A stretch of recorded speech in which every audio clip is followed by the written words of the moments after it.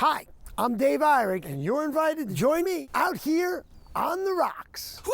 Working all week for a paycheck. By Friday, I'm ready to scream. I hate all this hustle and bustle, man. You know I really hate this scene.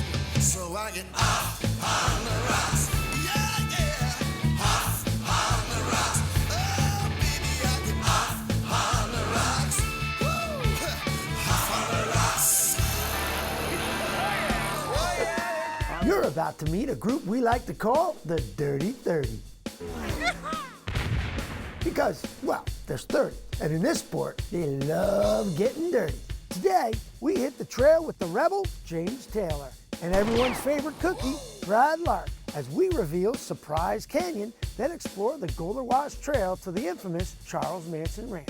We'll also show you how dirty food ain't always a bad thing. All this while we crawl up one of the most rugged, breathtaking trails in the West. Now, rough riding on these back roads wouldn't be complete without a trail boss, and ours is none other than Rick Russell, a four-wheeling legend for over 30 years. Woo!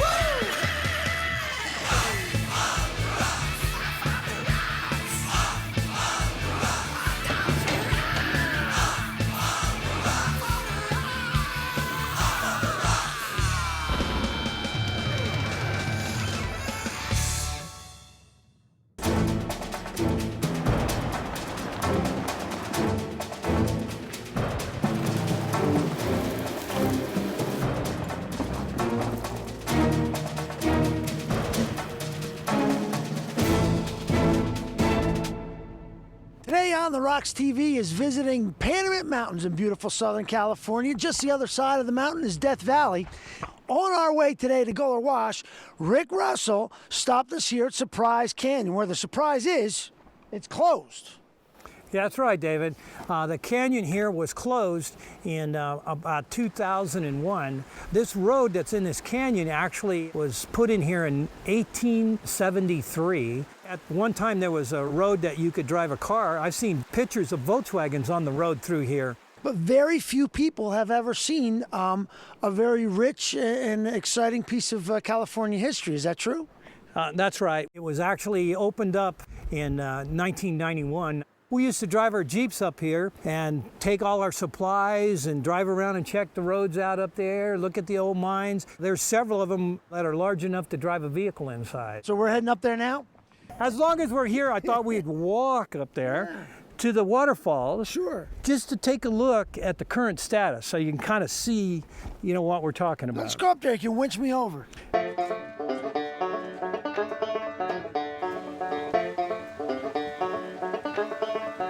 Well, as you know, one of the objectives of On the Rocks TV is to get trails like this open back to the public so we can bring the cameras up there and see what's up there for ourselves. At this point, and for the last 20 years, it was not an easy task to get up this canyon. What makes this unique, David, is that it's an area that the only way you're going to get up this canyon is with a winch.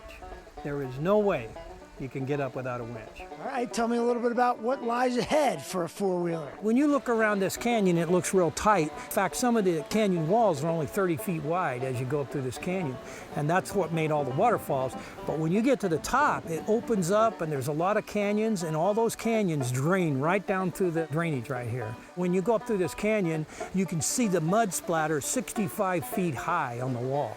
This is so unique to have a canyon with waterfalls that actually have water running down them, and you're trying to get up over them. The only way to do that is with a winch. Now, you're one of the few people in the country who's been able to get a vehicle up and see what's on the other side of this pass that we're looking at. What's up there? You made that sound too easy, because there's 7 waterfalls that you have to winch your vehicle up, and you can picture a 4,000 or 5,000 pound vehicle hanging on the end of a winch cable, sliding around, and very easy to bounce against the wall and crack the body or windows. I mean, it's pretty treacherous waterfalls. So these vehicles, entire vehicles, are hanging by strings, basically, by cables. Yeah. And how much of a pendulum do you create? It's the experience for a hardcore off-roader of winching over these 7 waterfalls. And the way we used to do that is the first vehicle would winch to some kind of outcropping of a rock or something. You'd take your tow strap and put it around there, and the first vehicle would go up. Instead of going back to that same point, pretty soon what we did was just tie the person behind me winch to the back of my vehicle, and as I drove up, then I would pull his cable up, and then I'd move ahead, and then he would winch up to me, and then he would pull the winch cable from the vehicle behind him. And really that was a result of not wanting to walk up and down the waterfalls with a winch cable to carry these times. It became the easy way to get your winch cable. There's no way you could get that far with the water running under it. I mean, and nowadays, even with these rock buggies and stuff, they can climb ledges as steep as these, but they won't climb a ledge as steep as these if there's water running down it. It's got moss on the rocks. You're not going to get any traction on that for a vehicle to get up on its own power. But I'll tell you, when you're on that winch cable and you're sliding around, because it's very slippery with the water running down underneath the tires, that is one heck of an experience, and one in which I had the opportunity to do many times. Coming up next. We'll only stay at the Manson ranch or where he was captured for a short time. Just long enough for you and I to reenact the arrest. Yeah. Who's getting arrested? You can be Manson. Oh, okay. Right here on the Rocks.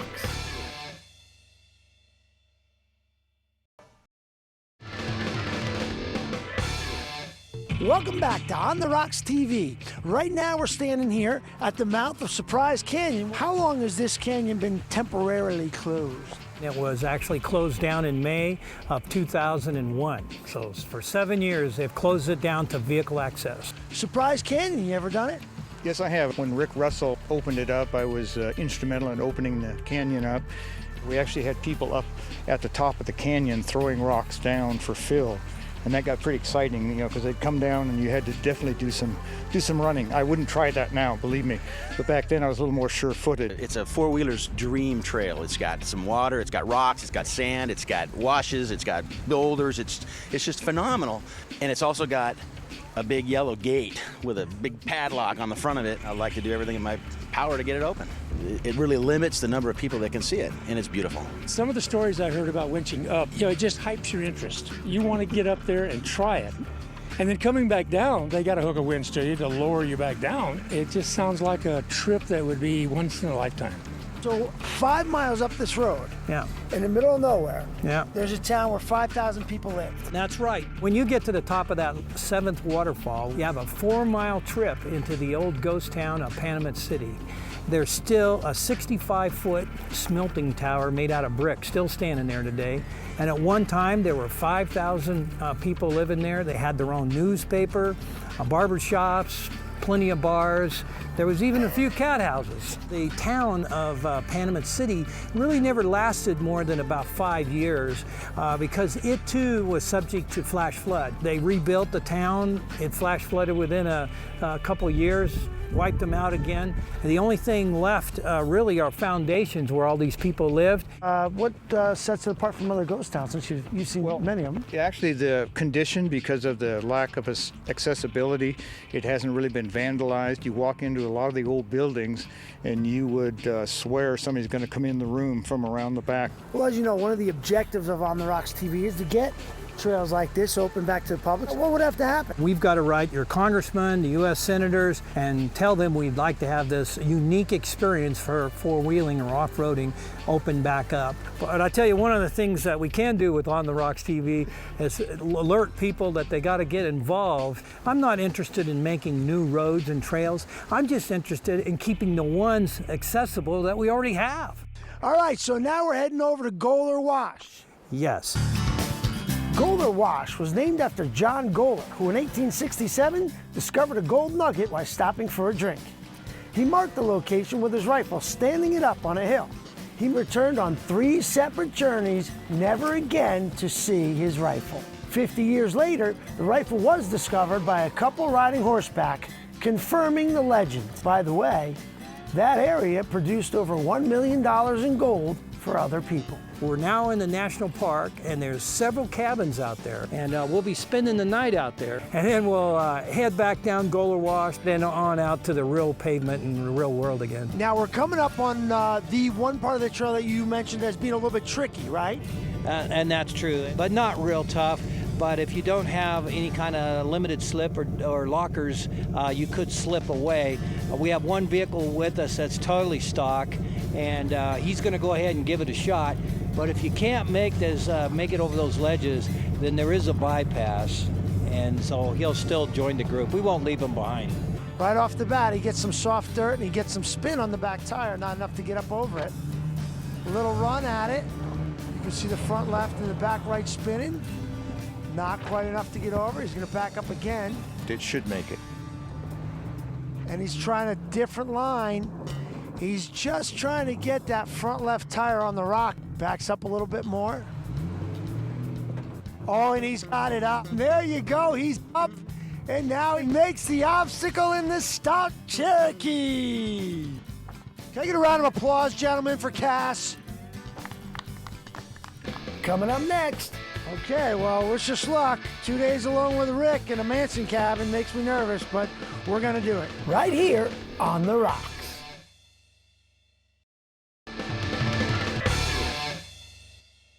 Welcome back to On The Rocks TV, where right now I'm feeling a little bit freaked out. Rick, we just spent about an hour in a car on dirt roads past a sign to Death Valley. We're in Death Valley now? Yes, we are. And we're standing in front of, whoa, what is this place? This is called Barker's Ranch. It was Charlie Manson who was hiding out here and actually captured inside this very house. That was about 1969. And his covey of girls that he had with him were all caught here and in prison. In fact, I have a guy with us today, Cass Ellsworth, who was actually working at the prison when the girls were brought in down there. And Cass can kind of give you an idea a little more about Charlie Manson and his history, and also take you for a little tour inside the cabin. In fact, you could spend the night here if you'd like. I don't think so. So, Cass, you're going to take us on a tour inside the cabin. Yes, I'll take you on a tour inside the cabin, and I'll show you where they actually found Charles Manson hiding. One of the relatives of one of his followers that lived in Olancha actually owned this place, and so Charlie became a squatter here. The police knew they were up here. It was just, it was a bunch of hippies. In fact, there was a book published in 1968 on this area. It was like a little tour guide, and as part of the book they said, yes, be sure and you visit the charming colony of hippies up in Goler Wash. When they were initially arrested up here, they were arrested for vandalizing some grading equipment down in Death Valley. It was very minor, and they came up here and arrested his followers, but they couldn't find him. So they came back in, and that's when they found him inside the bathroom cabinet. Nobody had a clue that they were involved in the Tate LaBianca murders. When they were in the Inyo County Jail, they weren't prepared to handle people like that. And I guess it was, the women were flashing, and it was pretty bizarre. Then at that time, Susan Adkins confessed to her cellmate that, they were involved in the murders, and then the whole thing unfolded from there. When I worked at women's prison, I ran the family visiting program for a number of years, and I got to know them. And they used to tell me stories about how they used to party up here. They had they stole Volkswagens and cut them down into dune buggies, and they'd go into Ballarat and buy beer, drink beer and drive dune buggies all over. It was just, to them, it was one big party. The parents were actually glad when they were caught, because at least they knew where they were. Because for years they were on the lam, they had no idea where they were. Rick Russell and I first came up here, that building there was wall-to-wall mattresses. It's since been cleaned out, so we kind of dubbed it the orgy house. But yeah, it was full of mattresses from one side to the other. What we're about to do now is walk into the cabin. That's right. Are you ready? Yes, I'm ready. Are you ready? I feel a little eerie. It's an eerie place, trust me. There's chairs up on the top. Up here is where he would sit, and he would kind of watch. But he had people who would, he had a number of people that would watch anybody that came up the canyon. If you look down, nobody can come up here unless you see him. You probably felt comfortable here. Yeah, it's very comfortable. All right, this is a very eerie place. That's correct. This is where he was apprehended. Let's take the tour. So we walk into a very Small, quaint little cabin, kind of cute, really. This is the kitchen. Let's get the grandeur of the kitchen, right. What we have over here is we have the gas refrigerator. You have the stove. You had the pantry, which at the time they lived here was fully stocked with canned food. The women did the cooking and cleanup, and it was a communal effort. And was Charlie, in essence, the king? Oh, he was. Yeah. This was his. Yeah, he was the leader. So I'd like to see where Charlie Manson slept. I can only assume, because this is the only master bedroom in the house, that this was Charlie's lair. Actually, pretty nice for out in the middle of the desert. It has a heat stove. Actually, that would probably in the winter put out quite a bit of heat. That's a bed. How about the place where Charlie Manson was apprehended? That's true. We can go see that. He hid in this bathroom, and they caught him later. They got his followers. They couldn't find him. They came in and searched again, and there was a cabinet in there. Here's someone that's taken the cabinet as a souvenir, obviously. So the police search the place. They look in here. They see a bathroom and a cabinet, and what do they see? They see Charlie Manson's hair hanging out of one of the cabinet doors. I'm crouching down. You can see the outline of the cabinet. Obviously, Charlie wasn't a very big man, smaller than me, and he was able to crouch in here. I can barely fit in here. But so what you're looking at right now is Charlie's last stand. This is where he was apprehended. And this was the last time he and his followers saw the outside world. From this point on, they were in county jails, state prisons. Yeah, this is the famous Barker Ranch, the last holdout of Charles Manson.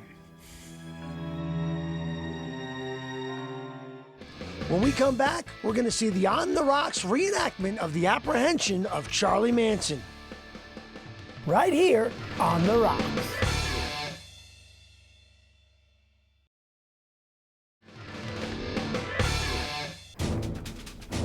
Is Charlie Manson here?